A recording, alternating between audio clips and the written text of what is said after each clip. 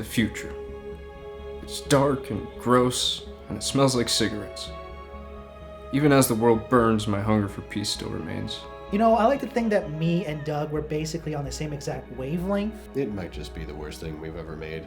If I had the chance to just wipe it from my memory, I probably would. I loved it. By far my best work. Best work, 100%. Like, when he brought up the concept to me of this end-all, be-all, post-apocalyptic type of story, groundbreaking. I loved it.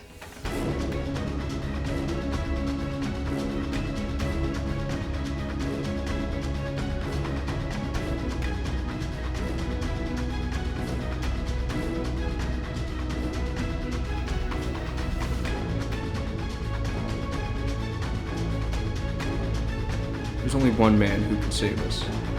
I've dismissed him long ago. But now I see. I must find Spider-Man.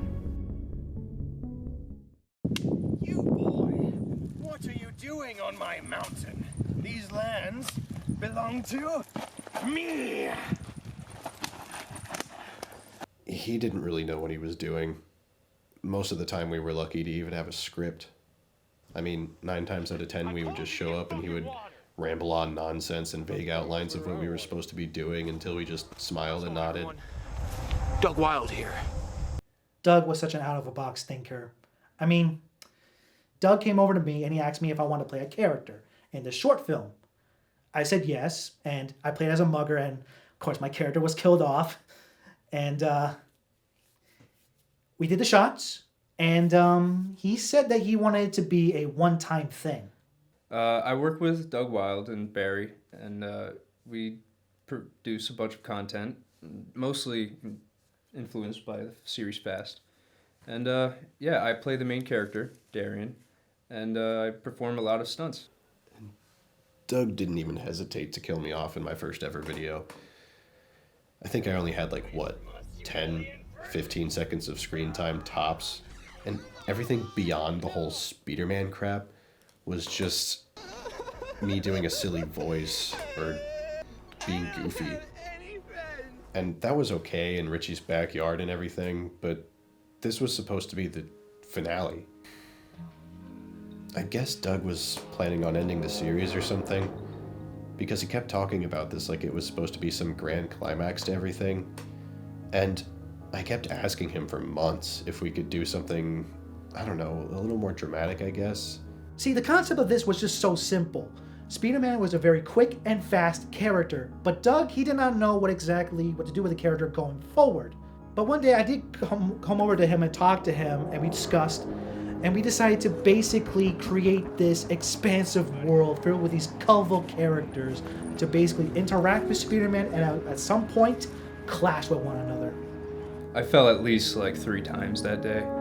Not gonna lie, the first few projects were really boring because it didn't do anything really aside from just lines, but I mean, I can't complain playing the main character for something that's not my channel, but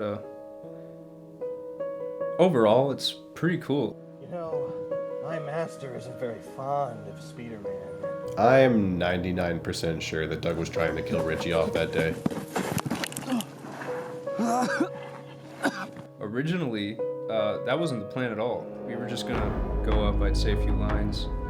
I brought up to Doug, I was like, hey, what if I tumbled down this hill?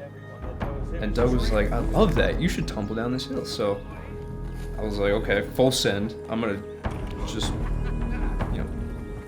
literally just fling myself down this hill and roll it out. Hope for the best so I don't crack my head open or something like that. We'd have to call the ambulance in the middle of nowhere. I mean, it just felt like he was looking for every opportunity he could to throw the man down a hill or something. I mean, when he went tumbling, I thought he died. And I just had to keep on acting and not ruin the shot. Yeah, I got to do a few tricks there and they weren't great. That was honestly when I was first starting off with my stunt stuff. I messed up the cartwheel, I couldn't do a backflip. In fact, Doug wanted me to actually do a backflip, and in the footage, Darian says no. That's straight up me being like, no, because I couldn't. Oddly enough, I related to Darian a lot.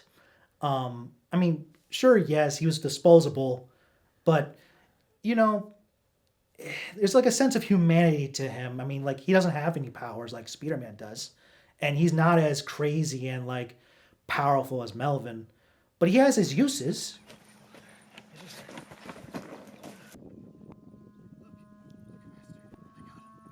I really do like how Melvin Mugger is portrayed.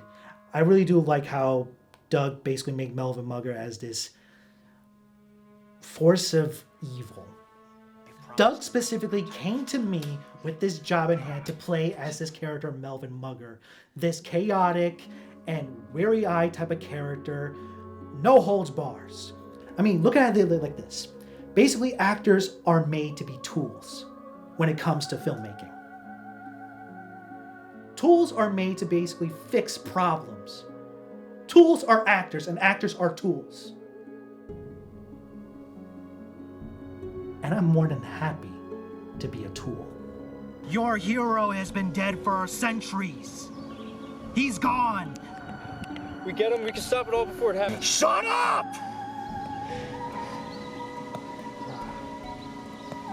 Sam. Gun. Of course, Master. Where'd you pull this out from? You don't want to know. You can tell looking back at the footage that from that point on, the light in my eyes pretty much died. I mean, look at it this way. This is like a pyramid, right? Spider-Man's on top. He has superpowers. He's stupid, but, you know, he's durable as well. You got Melvin, then, the psychotic and evil force of nature, and he wants to take down Spider-Man. Then you got Darian at the bottom, basically his lackey, you know, but Melvin keeps him fed. And then you got these people. Okay, for the record, I do not agree with any of these people's things or any of these people's like opinions. They're not opinions. My word is law. It's fact. Goodbye, old friend. No, Melvin. Comrade. Fucking traitor. But people just want to take everything down with them, you know? We basically talked about the duality of these two characters in particular, Melvin Mugger and Spider-Man, and we know eventually that those two opposing forces will clash together like peanut butter and jelly. You're looking for me? It's me. Spider-Man. You're alive? You caped fuck! I mean, they're fighting each other in a post-apocalyptic wasteland while everyone else is probably dead. Spider-Man has powers. Melvin Mugger does not have powers, and that is scary. Especially, well, when he could hold his own against a super being like him. It's a David and Goliath type of situation. God versus man.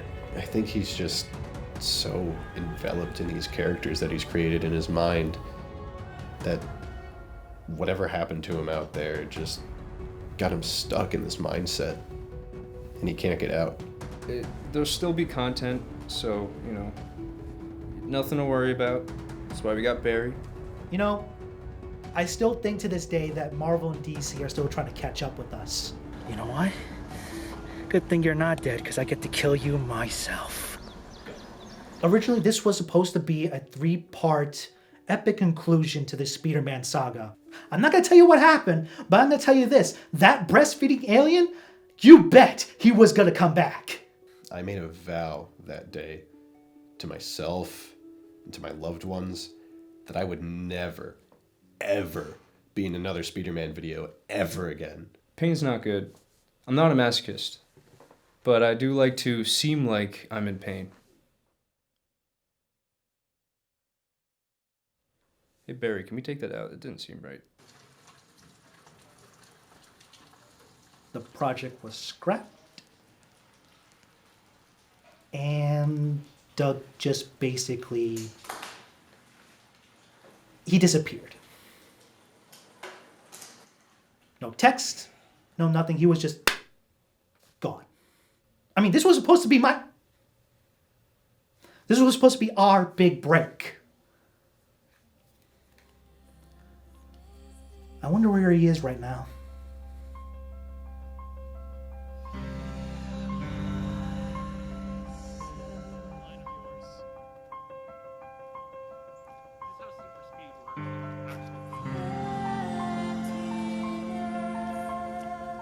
Deep breath.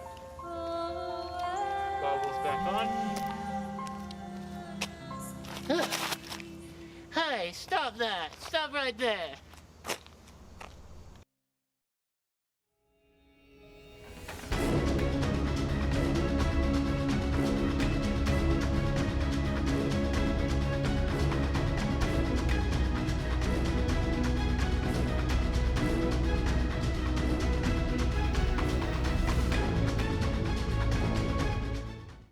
Hey, buddy. Good afternoon. No! No! Wendy! I can't! I can't do it with you anymore! Spearman, why are you sounding like that?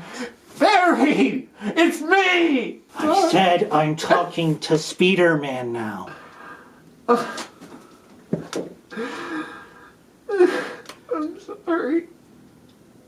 Can you repeat that one more time, please? Just one more time. I'm sorry. I'm sorry. There you go. It's okay. Here, let me lift your head up. I got you some peanut butter, some nice and creamy peanut butter. Plus, you gotta write some more scripts for me. You know what I'm thinking? Minion Man 3.